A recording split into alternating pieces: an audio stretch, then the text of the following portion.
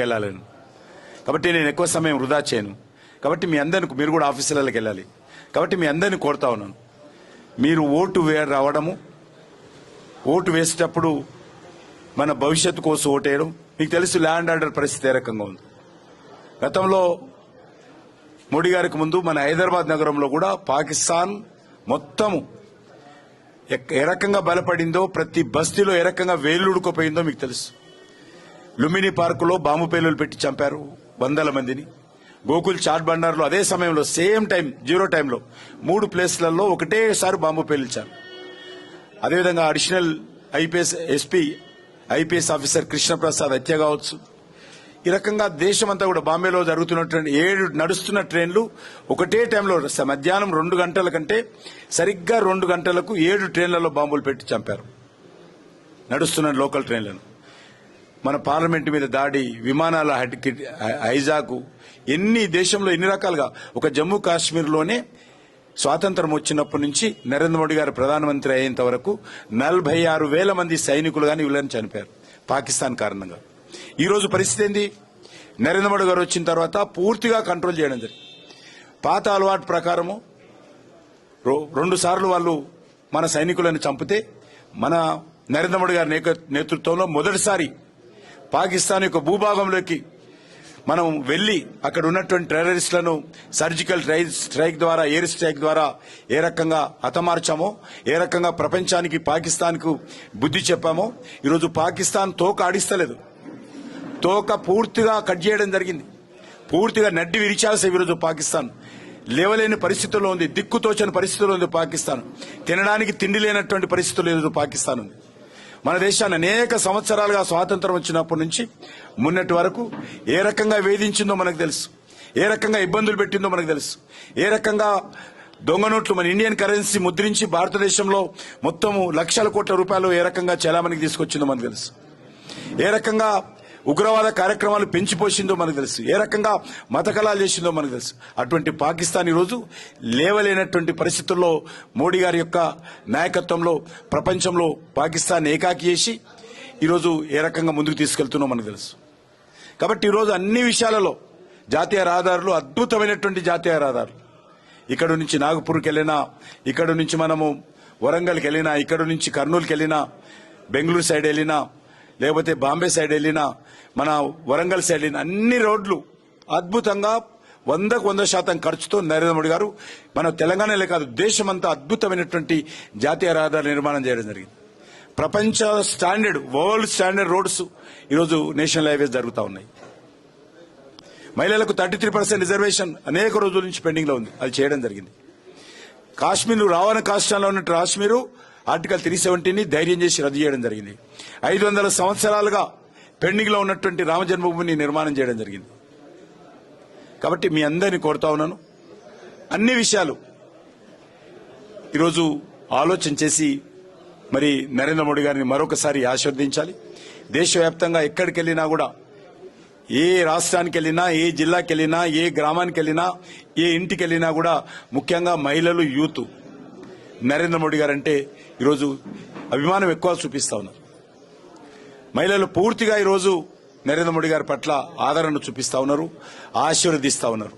కాబట్టి నేను మన యొక్క మరి ఈ యొక్క కళాకృతికి సంబంధించినటువంటి అపార్ట్మెంట్లో ఉన్నటువంటి సోదరిమణులకు, సోదరులకు, పెద్దలకు, మహానుభావులకు అందరికీ కోరుతా ఉన్నాను, 11వ తేదీ తప్పకుండా పోలింగ్ రండి. మీకు తెలుసు మన 13వ తేదీ మారుతుంది, డేట్ ఏం కాదు. మనకు సికింద్రాబాద్ రైల్వే స్టేషను 720 కోట్ల రూపాయలతోటి పూర్తి. ఎయిర్పోర్ట్ ఏ రకంగా ఉంటుందో మన సికింద్రాబాద్ రైల్వే స్టేషన్ కూడా అదే విధంగా నిర్మాణం చేస్తున్నాము. ప్రధానమంత్రి గారు వచ్చి స్వయంగా భూమి పూజ చేయించాను. ఇప్పుడు ఆల్రెడీ 20% పనులు జరుగుతా ఉన్నాయి. ఎందుకంటే ట్రైన్లు నడుస్తుండాలి, ప్యాసింజర్ వస్తుండాలి, సమాంతరంగా ఇక రైల్వే స్టేషన్ కట్టడం జరుగుతూ ఉంది, ఆపడానికి వీలేదు. కాబట్టి 2 జరుపుతూ కడతా ఉన్నాం. కష్టమైన పని కూడా అయినప్పుడు కూడా 20-25% పనులు పూర్తయినాయి. పక్కన ఉన్నటువంటి మన కాచిగూడ రైల్వే స్టేషన్ కూడా 450 కోట్లతో మంచిగా చేస్తా ఉన్నాం. నాంపల్లి రైల్వే స్టేషన్ అద్భుతంగా కడతా ఉన్నాం. చెప్పని నాంపల్లి కూడా కడుతున్నాం అంటాను, చెప్తానంటాను. చెర్లపల్లి రైల్వే స్టేషన్ కూడా కొత్తగా, ఎందుకంటే అందరు సిటీకి వచ్చి మళ్ళీ ఇక్కడ నుంచి ఆటోలలో ట్యాక్సీలలో పోతున్నారు, ట్రాఫిక్ బాగా ఇబ్బంది అవుతుంది. అందరు సికింద్రాబాద్ రావాల్సిన అవసరం లేదు. అవుట్స్కర్ట్స్కి వెళ్లే అందరూ కూడా బయటకు వెళ్లే విధంగా చెర్లపల్లి రైల్వే స్టేషన్ కూడా సుమారు మంచి రైల్వే స్టేషన్ కడతా ఉన్నాం. అది వచ్చినట్లయితే చాలా మందికి ఉపయోగపడుతుంది. ఈ రకంగా ఎంఎంటీఎస్ సెకండ్ ఫేజ్ 14 ట్రైన్లు నిర్మాణం చేయడం జరిగింది. ఈ యొక్క నెట్వర్క్ కూడా చాలా పెద్ద ఎత్తున పెంచడం జరిగింది. హైదరాబాద్ నుంచి యాదగిరిగుట్టకు, యాదాద్రికి కూడా ఎంఎంటీఎస్ ఎక్స్టెన్షన్ కూడా మంజూరు చేయడం జరిగింది 350 కోట్ల రూపాయలతోటి. ఇక్కడనే మన ఈ యొక్క తార్నాక దగ్గర ఇక్కడ మనము నేషనల్ సైన్స్ సిటీ కూడా కడతా ఉన్నాం. మన పిల్లలకు ఉపయోగపడే విధంగా, పరిశోధనకు ఉపయోగపడే విధంగా మొన్ననే దానికి సంబంధించినటువంటి భూమి పూజ చేయడం జరిగింది. మన హైదరాబాద్ చుట్టూ 26,000 కోట్ల రూపాయలతోటి ప్రధానమంత్రి నరేంద్ర మోడీ గారు మరి రీజనల్ రింగ్ రోడ్డు కడతా ఉన్నాం. అది ఇక ల్యాండ్ సేకరణలో రాష్ట్ర ప్రభుత్వం పూర్తిగా సహకరించలేదు. గతంలో కేసీఆర్ అయితే అసలు చేయలేదు. ఇంకా ఇది కూడా స్టార్ట్ కాలేదు. ఇంకా కాంగ్రెస్ పార్టీకి స్టార్టింగ్ ట్రబుల్ ఉంది. మరి ఆ యొక్క ల్యాండ్ సేకరణ చేస్తే అద్భుతంగా రీజనల్ రింగ్ రోడ్ వస్తుంది.